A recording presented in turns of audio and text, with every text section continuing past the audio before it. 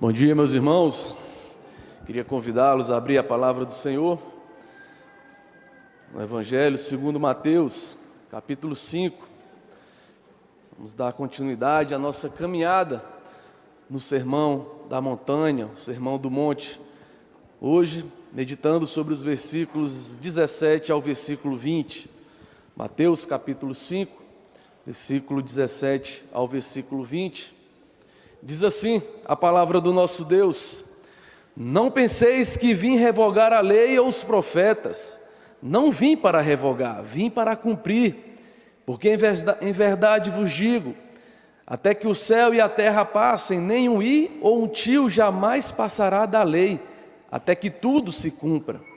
Aquele, pois, que violar um destes mandamentos, posto que dos menores, e assim ensinar aos homens, será considerado mínimo no reino dos céus.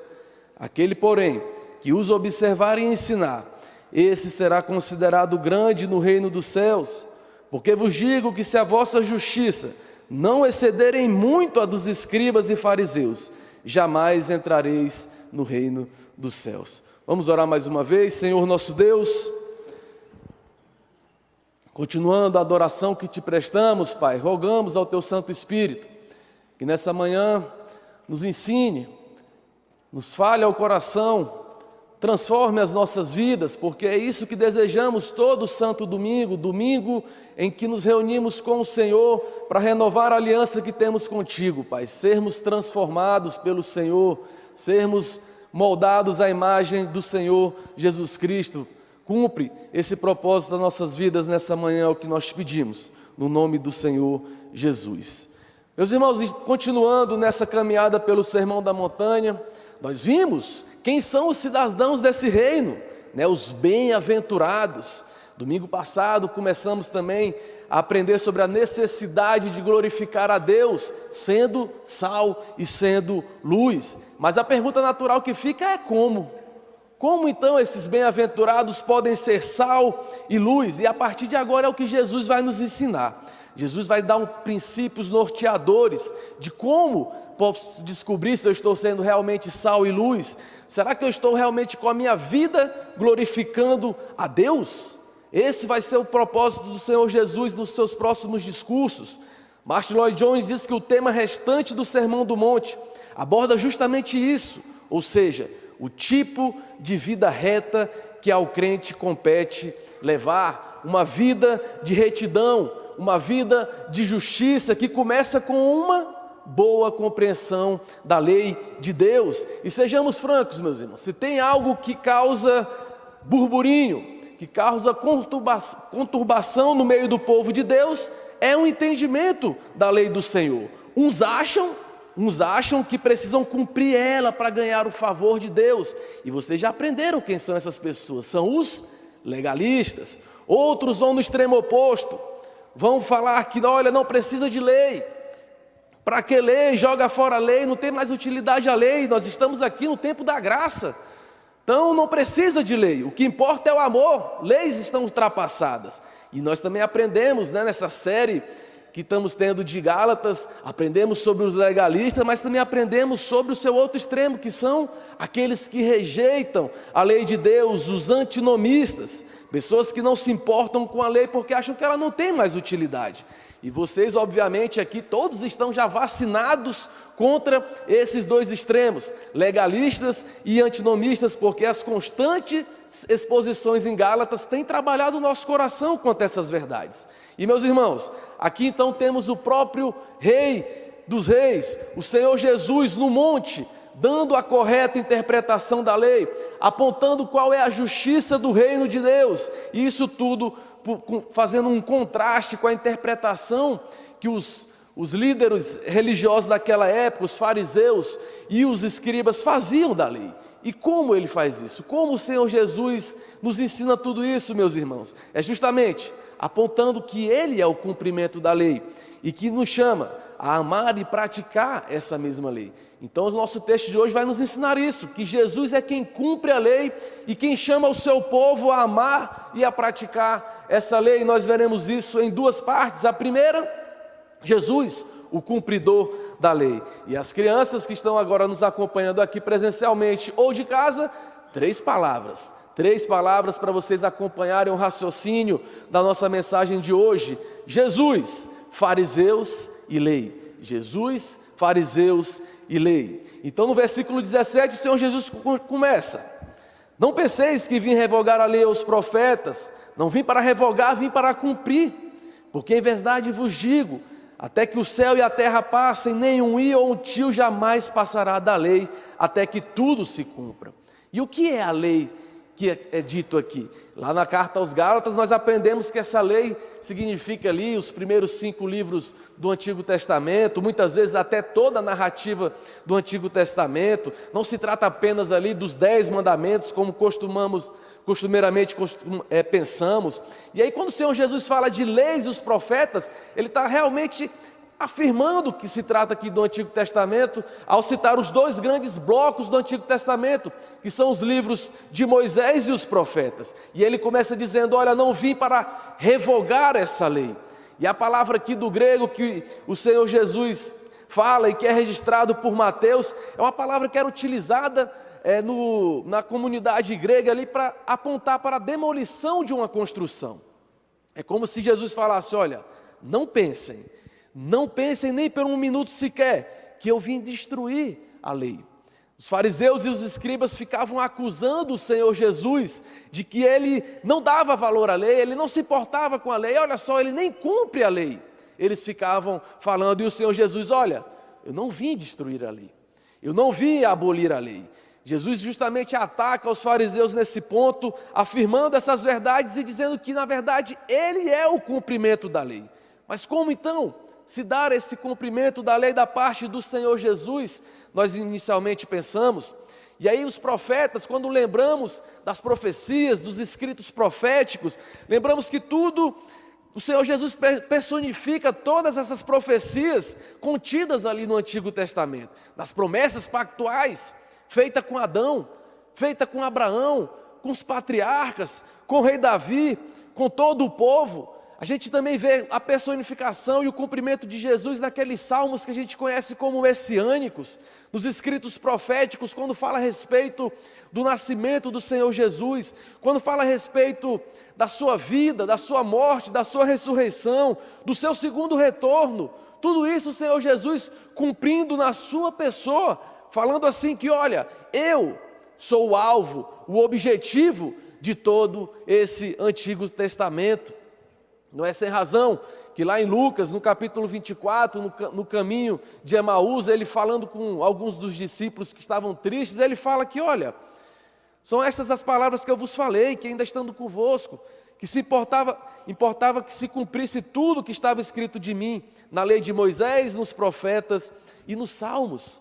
Então, meus irmãos, o Senhor Jesus aponta para si como o alvo de todo o Antigo Testamento, de todas as profecias, de todo o cumprimento profético ou discurso profético realizado. Mas ele também aponta para si no cumprimento da lei, das leis ali que costumeiramente nós dividimos as leis ali do Antigo Testamento como leis cerimoniais, que eram aquelas leis que se referiam ao culto, aos ordenamentos ali de festas, procedimentos dos sacerdotes. E aí o Senhor Jesus diz que, olha, essa lei eu também cumpro, porque Ele veio cumprir ela, tornando-se o grande sacrifício pelo pecado, para o qual todas as oferendas da lei mosaica também sempre apontavam o Senhor Jesus.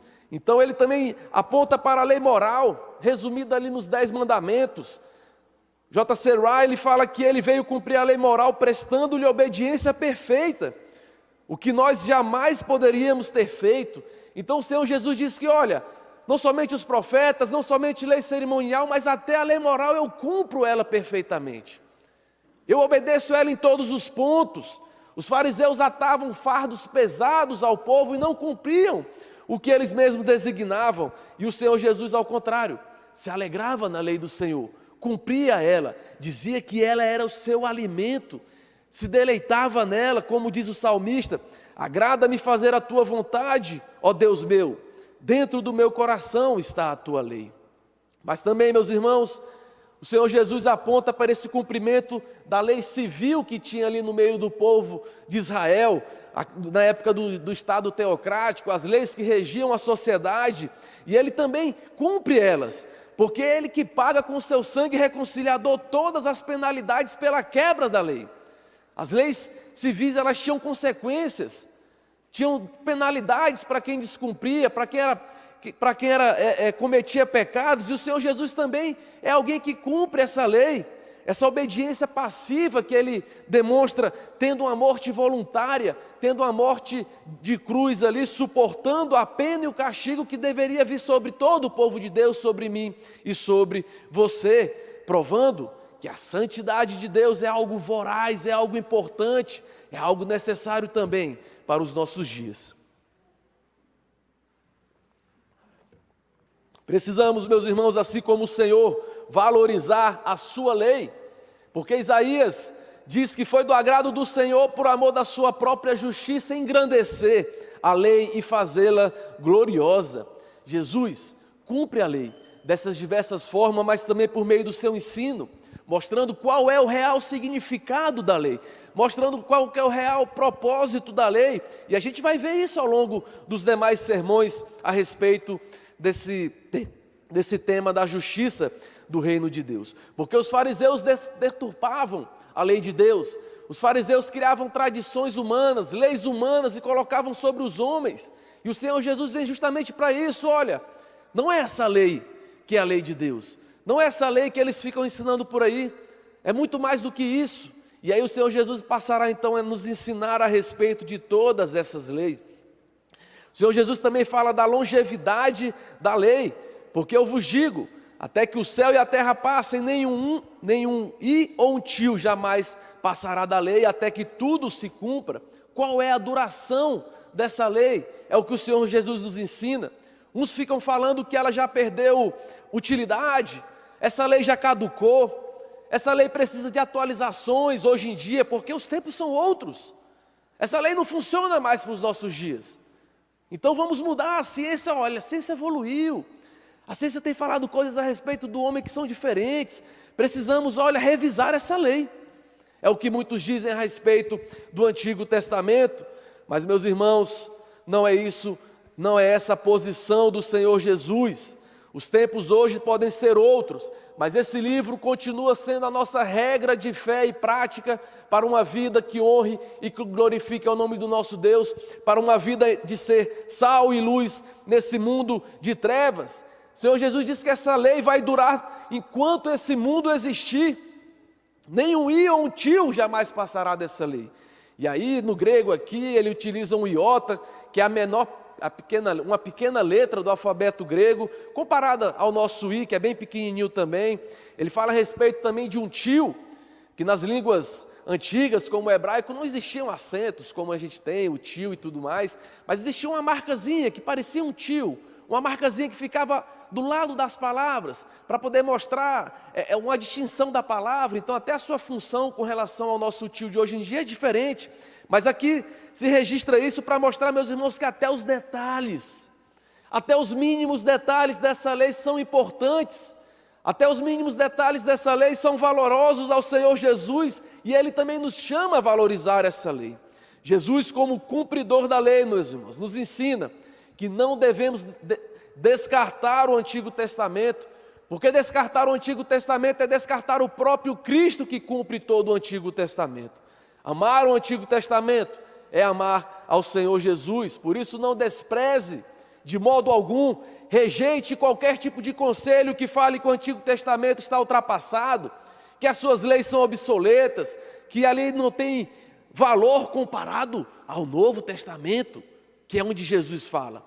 Rejeite, meus irmãos, esse tipo de ensino.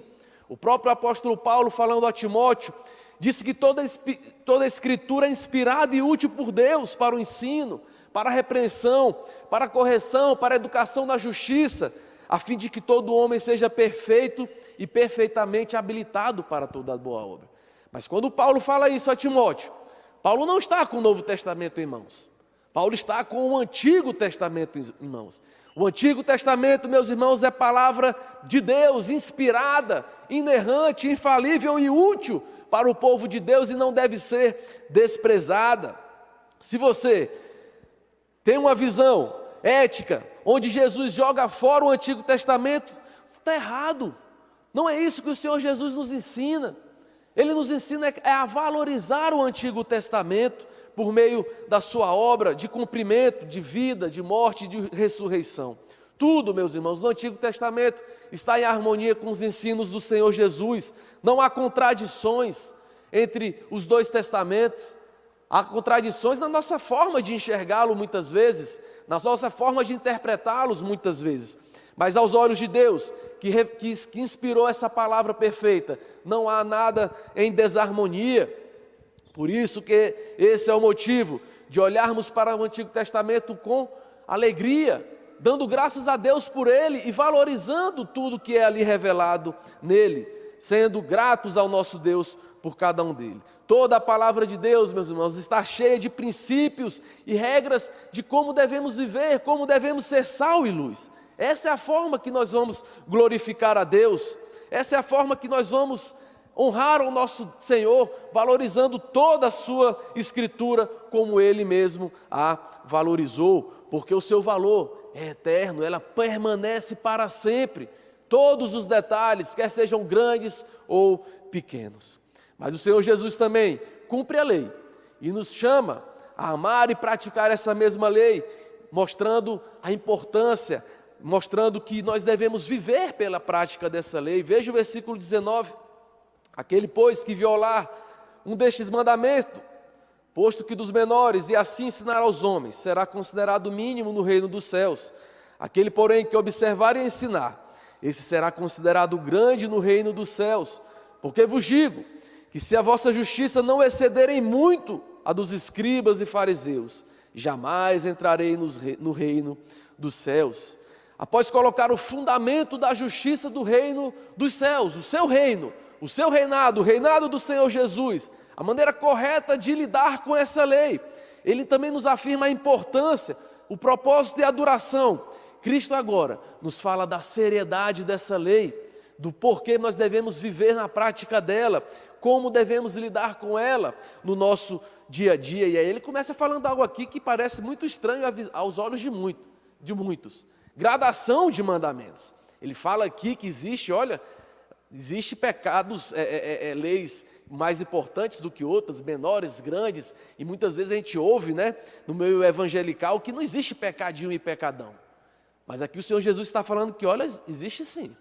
Eu não sei onde vocês aprenderam isso, não foi nessa igreja, mas existe sim pecados onde a gravidade do pecado e as suas consequências são diferentes. Não é sem razão que o Senhor Jesus fala aqui, quem ensinar aqui, no versículo 19, posto que dos menores ensinar aos homens será considerado mínimo, mas quem ensinar ele corretamente será considerado grande. Então não podemos ignorar que existem esses tipos de gradações na lei do Senhor. Certamente isso não é para desvalorizar as pequenas leis, mas é para poder nos ensinar que, toda lei é importante, mas a gente também tem que aprender a lidar com ela.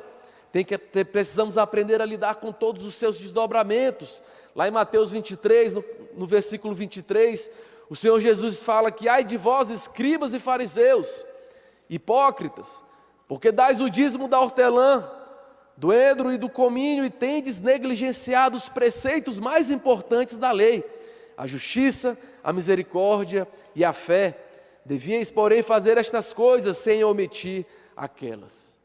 O Senhor Jesus se ensina que existem princípios mais importantes e prioritários e que existem sim gradações e consequências para os pecados que cometemos. Apesar daquela geração, apesar de toda essa gradação, Jesus nos ensina sim a levar a sério toda a lei, porque no reino de Deus, meus irmãos, não faz diferença se nós quebramos um pecado grande ou pequeno. Certamente todos, até o menor dos pecados é suficiente para nos levar à condenação do inferno. Certamente até o menor dos pecados é suficiente para isso, mas não se esqueçam, que como Ele mesmo nos ensina, o que adianta você dar o dízimo? O que adianta você vir aqui no culto? O que adianta você dizer que aí que está lendo a Bíblia, mas você negligencia a misericórdia? você negligencia o amor, a justiça, você negligencia a fé. O que é bem comum muitas vezes, meus irmãos, ignorarmos o que é do nosso interesse e valorizarmos as leis que são do nosso interesse, as leis que nos damos melhor. E aí aquelas que não sabemos como lidar, aquelas que não temos muita facilidade ou que não temos muita consciência dela, nós ignoramos essas leis. O nosso proceder, meus irmãos, diante do Senhor e diante da sua lei, é um indicador da nossa postura diante do próprio Deus. Porque se nós temos sido despretensiosos no ensino da lei, ensinando a outros de maneira despretensiosa também, nós demonstramos o quê? Demonstramos a nossa indiferença à lei e ao próprio Cristo. Mas quando nós tratamos com seriedade toda a lei do Senhor, todos os seus mandamentos, nós mostramos que amamos ao nosso Deus, que nos importamos com o que nosso Deus pensa e exige de cada um de nós. Nós temos uma marca clara de que amamos a Cristo e que assim valorizamos a sua lei. Certamente, meus irmãos, certamente, como temos aprendido constantemente nas séries expositivas em Gálatas e ao longo da história desse púlpito da igreja, a salvação e essas obras que praticamos, elas não são uma forma de juntarmos méritos para conquistar a salvação, mas elas são uma forma sim de distinguir aqueles que realmente participam e pertencem ao reino, que foram alvos da salvação, alvos da graça do nosso Senhor. Essa é a razão que os pais aqui precisam ensinar os seus filhos os mandamentos do Senhor e andarem nos caminhos do Senhor, para que eles aprendam que eles são cidadãos do reino dos céus e devem viver como tais. Devem viver como esses cidadãos, eles precisam aprender a como viver diante desse reinado do Senhor Jesus Cristo. Porque se a vossa justiça não excederem muito a dos fariseus e a dos escribas, o Senhor Jesus então continua, fazendo essa declaração assustadora, meus irmãos, aos ouvintes daquela época. Porque um teólogo diz que naquela época, se somente a 2 homens fosse permitido a entrada no céu, então certamente um deles seria mestre da lei e o outro fariseu. Porque os fariseus e os mestres da lei eram pessoas muito atentas à lei. Não bastava somente a lei revelada do Antigo Testamento, eles criavam novas leis. Eles criavam novas regulamentações, novas proibições, 249 novas regulações que eles falam que existia ali no livro dos fariseus, mais de 360 novas regulamentações, mostrando que até que tinha até uma por dia. Olha só como você se importa com a lei. Tem uma por dia para você cumprir. E assim eles achavam, os fariseus e os escribas. Achavam que estavam bem diante de Deus. Achavam que estavam quites com Deus, porque eles eram cumpridores da lei. Mas isso somente na cabeça deles, meus irmãos. Porque como viviam esses fariseus? Como viviam esses fariseus é uma forma da gente entender por que o Senhor Jesus ataca a interpretação de cada um deles. Por que o Senhor Jesus ataca as tradições daquela época. Por que o Senhor Jesus, então, é tão enfático e duro no discurso contra os fariseus? Porque os fariseus eram homens que buscavam aparência de retidão. Os fariseus se preocupavam apenas com a aparência externa, se preocupavam apenas com os olhos humanos, com o que as pessoas achavam deles. Eles queriam fazer média diante do povo. E aí ficavam, olha só, eu sou o cumpridor da lei. E aí a gente vê registrado nos evangelhos, aquelas orações dos fariseus, de que, olha, Senhor, me perdoe. Me perdoe não, Senhor, ainda bem, né? Graças a Deus que eu não sou como esses publicanos, não sou como esses pecadores, eu sou, Senhor, guardador da lei. E aí eles ficavam em pé, fazendo orações, se amostrando, né, literalmente ali, fazendo filme, fazendo média com as pessoas daquela época. E assim eles achavam que eram cumpridores da lei do Senhor. Uma justiça superficial, uma justiça ali somente externa, voltada para o homem. Não é essa a lei que o Senhor Jesus aqui está tratando, porque a nossa obediência à lei não deve ser meramente, meus irmãos, externa e cerimonial, mas deve ser verdadeira e espiritual. Essa é a justiça do reino de Deus. A nossa prática da lei é uma resposta à salvação do Senhor Jesus, não com as nossas próprias forças, mas uma postura de dependência do poder do Espírito Santo, o Espírito que habita em cada um de nós. Somente assim, com essa visão de que é o Senhor Jesus que é a nossa justiça, que é o Senhor Jesus que se faz justiça por nós, é que nós podemos então entender por que Ele chama a cada um de nós a dizer que a nossa justiça deve exceder a dos fariseus. Porque precisamos lembrar, meus irmãos, que é o Senhor Jesus que se faz justiça por cada um de nós.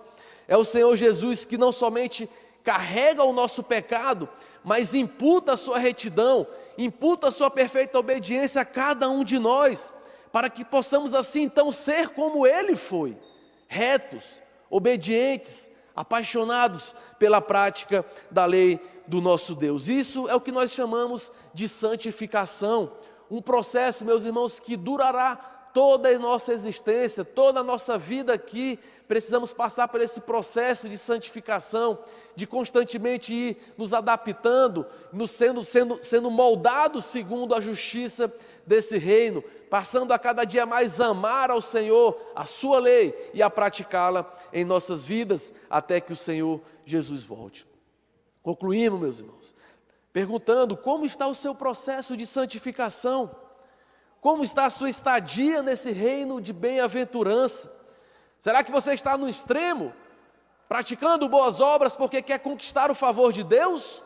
Ou você está no outro extremo falando que não preciso de regras, o que importa é o amor, não preciso de regras, o que importa é um vale tudo aqui, gospel, onde você faz o que faz, se você se sentir bem e que se sua consciência estiver boa, você faz, porque é isso que Jesus quer da sua vida. Devemos, meus irmãos, fugir desses dois extremos, mas devemos amar a lei do nosso Deus, amar a sua lei, buscar diligentemente no poder do Espírito praticar e viver essa lei, porque o Senhor Jesus é Ele quem nos disse: quem me ama, guarda os meus mandamentos. Quem me ama, guarda os meus mandamentos, meus irmãos. Uma ilustração muito interessante de máquina a vapor que um teólogo faz, que a vida cristã é como uma poderosa máquina a vapor. Uma poderosa máquina a vapor que precisa de combustível para o fogo gerar energia. Então o amor do Senhor, o amor de Jesus, no poder do Espírito, a ação do Espírito em nossas vidas, é essa energia, é essa combustão que nos dá energia para viver a vida cristã e nos mover na vida cristã. Mas também esse amor e essa vida cristã precisa de trilhos para que sejam percorridos, se desejamos chegar ao destino proposto. A lei do nosso Deus são como trilhos nas nossas vidas, meus irmãos. Mandamentos sagrados em que devemos trilhar, que em vez de nos restringir, na verdade, são trilhos que nos libertam a amar ao Senhor e nos libertam para vivermos em direção à obediência ao nosso Deus. Devemos, meus irmãos, olhar esse texto e lembrar que Jesus é o cumpridor da lei e nos chama, nos capacita a amar e a praticar essa lei nas nossas vidas. Por isso, ame o Antigo Testamento, ame toda a revelação de Deus, toda a Bíblia Sagrada e busque praticar em sua vida. Nos próximos sermões, vamos aprender mais dessa interpretação, vamos aprender mais de como ser sal e luz na prática, por meio da vivência dessa lei. Vamos aprender a como apontar para o Senhor Jesus, nesse mundo que jaz em trevas, nesse mundo de escuridão, que precisa da luz do nosso Senhor, porque Ele é o único que pode dissipar essas trevas que nos cercam. Amém?